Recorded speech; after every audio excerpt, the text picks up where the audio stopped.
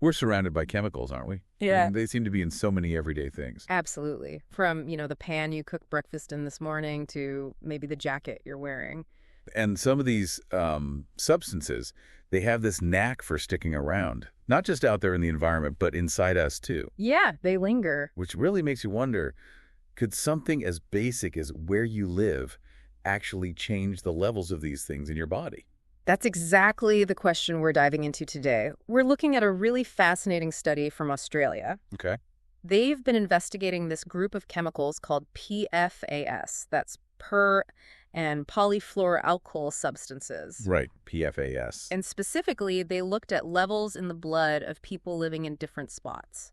Inland, coastal, and even on islands. Okay, so our mission here isn't just a general chat about PFAS. Mhm. We're getting into the nitty-gritty of this one study, yeah. Exactly. We want to see if there's a real link between where someone lives and how much PFAS is in their system. What kind of data are we talking about? How did they figure this out? So this deep dive is all about a scientific study that used pooled blood serum samples. Pooled, meaning grouped together. Yeah, instead of testing each person individually, they combined samples. They grouped them based on location, inland, coastal, island, and also by sex and different age brackets. Ah, I see. So like one pool might be all men aged 45 plus from inland areas. Precisely. It's an interesting way to get a snapshot. Seems efficient, definitely, for tackling a big population question. Yeah. Now, just quickly, for anyone maybe new to this or needing a refresher, PFAS, what are they and why are we talking about them? Right. So PFAS are a huge family of man-made chemicals. They've been used since around the mid-1900s in tons of industrial and consumer goods. Things designed to resist stuff. Pretty much. Think Yeah. waterproof clothes, non-stick cookware. Teflon's a famous one food packaging that stops grease leaking through. Oh, And also, importantly, those heavy-duty firefighting foams used at airports and military bases. and the big issue is they stick around. That's the main concern, yes. They're incredibly persistent. They don't break down easily in the environment, hence the nickname, forever chemicals. And they can build up in living things, including us. Forever chemicals. Yeah. Right. So how did this Aussie team actually go about their investigation? What were the steps? Well, they used something called de-identified surplus pathology samples. Meaning leftover blood samples. Exactly. Leftovers from routine medical tests done back in 2022. Because they were surpluses already collected, it was a cost-effective way to get access to a large number of samples. Mhm. And then they pooled these based on the criteria you mentioned: location, sex, and age groups. For men, it was 15, 44, and 45 plus.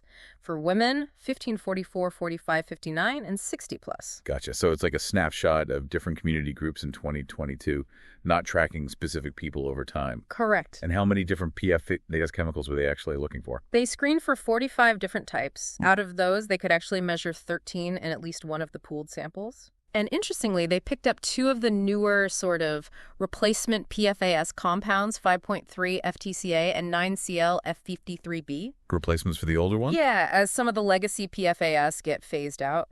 But for their main analysis, they focused on the 7 PFAS they could reliably quantify in over 60% of the pools. And which ones were those? Let's see, PFBA, PFOA, PFAA, PFNA, PFHXS, PFHPS, and the very well-known PFOS. PFOS, right. That was in firefighting foam a lot. It was, yeah. Okay, so they zeroed in on those 7. What did the results show when they compared the different locations? Yeah. Let's start with the men. This is where it gets quite interesting. They found significant spatial trends, especially in men aged 45 and over. Significant how? Well, for that group, the serum levels of PFOS, PFBA, PFDA, and PFHPS were much higher. We're talking 32% to 77% higher in the samples from island locations compared to inland ones. Wow, that's a big difference. It really is. And PFHPS also showed a similar sort of higher trend in coastal locations for those older men, too, not just island. Okay, a really clear signal for older men living near or surrounded by the sea. Makes you think, what's going on there? What about the women? Same story. It's a bit more nuanced for the women. Overall, the study didn't find statistically significant geographical trends across all the female pools combined. Ah, okay. But they did notice a kind of tendency, particularly in women aged 60 and older. What kind of tendency? For that older group, the average levels of PFBA, PFOA, PFNA, and PFTA were consistently higher in coastal samples by about 7 to 57%, and island samples 19 to 46% higher compared to inland. So higher near the coast and on islands for older women too, just maybe not reaching that statistical significance threshold across the board. Exactly. And for that same group, women 60 plus, they also saw slightly higher levels, maybe 13 to 21% higher, of PFHXS, PFHPS, and PFOS in the island sample specifically. Okay, so a hint of a similar pattern in older women, but the strongest finding was definitely with the older men, which leads to the big question, why? What could be driving these geographical differences? The researchers proposed a few possibilities. One of the main contenders is diet, specifically seafood consumption. Oh, that makes sense. Yeah, previous studies, like some in Norway, have already linked eating more seafood to having higher PFAS levels. Right. And there's data suggesting that people in coastal and island areas, like parts of Queensland, where some samples came from, generally eat more seafood. And crucially, it might be more locally caught seafood. And locally caught could have different contamination levels than, say, supermarket fish. Potentially, yes, depending on the local environment. Plus, things like price and just sheer availability might mean people inland eat seafood differently, or perhaps less often, than those right by the water. That seems pretty plausible. What other factors did they consider besides seafood? Another really interesting, though maybe less studied, pathway is sea spray aerosols, SSA. Sea spray, you mean like breathing in salty air? Kind of, yeah. A study in Norway actually found certain PFAS in the air near the coast coming from sea spray. The idea is PFAS gets into the ocean, gets aerosolized in the spray, and people might inhale it. That's fascinating. It is, but it's important to note we don't really know how much humans are actually exposed via that route yet, so its contribution here is still a bit speculative. So an intriguing possibility, but the jury's still out on how significant it is. Mm-hmm. Any other minor pathways mentioned? They briefly touched on other things, like maybe accidentally swallowing contaminated water while swimming, or seafoam exposure, even skin contact with certain PFAS-containing products used near the water. Okay. But again, they stress that there's limited data on how much these things really contribute overall. Right. So seafood seems like the front-runner explanation, maybe with a question mark over sea spray. Now let's circle back to the age and sex differences. Why were the trends so much clearer in older men? That's a key point. The researchers think it could be linked to how our bodies handle PFAS. It seems men, and older adults generally, might eliminate these chemicals more slowly than women and younger people. So they just build up more over time? Potentially, yes. With continuous exposure, slower elimination could lead to higher accumulated levels. And why less clear for women then? Could be a couple of things, maybe just more variability within the female groups they studied, but also women have specific ways of eliminating some PFAS that men don't through menstruation, pregnancy, and breastfeeding. Oh, right. Biological differences playing a role. Exactly. Plus, some Australian data suggests men tend to eat more seafood than women, and older adults eat more than younger ones, which lines up pretty well with the findings too. Okay, so it sounds like a mix of potentially higher dietary exposure and slower elimination could be why those older men showed the strongest geographical link. Now, you mentioned earlier they found some of those newer replacement PFAS. Yes, 5.3 FTCA and 9CL F53B. Finding them in these pooled samples is pretty significant. Why significant? It basically confirms that the Australian population is being exposed to these newer alternatives as the older ones, like PFOS and PFOA, are phased out or restricted. So we're swapping one set for another, potentially. In a way, yes. And we often know less about the long-term health effects of these newer ones. Interestingly, that 5.3 FTCA, it had the highest average levels in women aged 60 plus living coastally.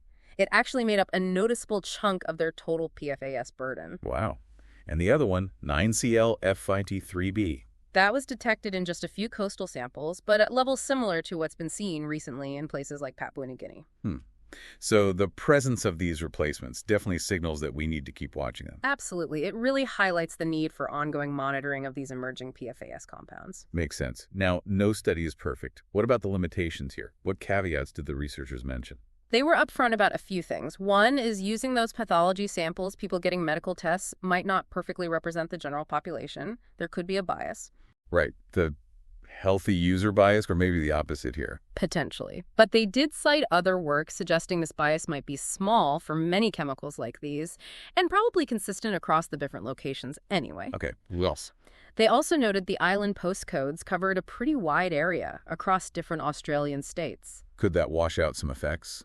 Maybe, but they also pointed to other recent research finding fairly consistent PFAS levels across Australian states generally, suggesting this wide net might not have been a major issue for their main findings. Okay, so some potential wrinkles with the sample source and geography, but maybe not deal breakers. Was there a bigger limitation in terms of figuring out why the levels were different? I think the most crucial one is that because the samples were de-identified and tooled, they had zero information on the individuals. Like their jobs or how long they lived there or exactly what they ate? Exactly. All that individual exposure history was missing. So while they found this strong association living near the coast or on an island relates to higher PFAS, especially for older men, they can't definitively prove causation. They can't say location caused it based on this data alone. Right. Correlation, not necessarily causation. Yeah. Without that individual detail. Precisely. Which really points towards the need for follow-up studies. Okay, so let's pull it all together. What's the main message, the key takeaway from this deep dive into the Australian study? I think the main point is that this study gives us some solid initial evidence for geographical differences in PFAS levels in Australia. They clearly observed higher levels in coastal and island populations compared to inland. And particularly in older men. Particularly in older men, yes. And the likely drivers seem tied to lifestyle factors common to coastal living, especially eating more seafood. That seems to be the leading hypothesis, yeah. Yeah. With other possibilities like sea spray may be contributing, but needing more investigation. And the detection of those newer PFAS compounds is a reminder that this issue is evolving, right? Definitely. Continued monitoring is key. So, looking ahead, what's needed to get a clearer picture? What kind of research comes next? Well, the authors themselves suggest future studies really need to look at individual people. Collect individual blood samples, but also pair that with detailed questionnaires. Asking about diet, job history, how long they've lived where they live. Exactly. That kind of detail would let researchers really drill down into the specific behaviors and exposure routes driving these geographical patterns. Hopefully that could get us closer to understanding the cause and effect links.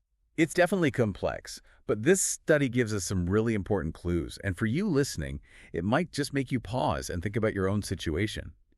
How much seafood do you eat? Where does it come from? Yeah, and how might those things, plus where you live, potentially influence your own exposure to these kinds of persistent chemicals? It raises questions, doesn't it, about the long-term impacts, not just on us, but on the environment too. Definitely something worth mulling over.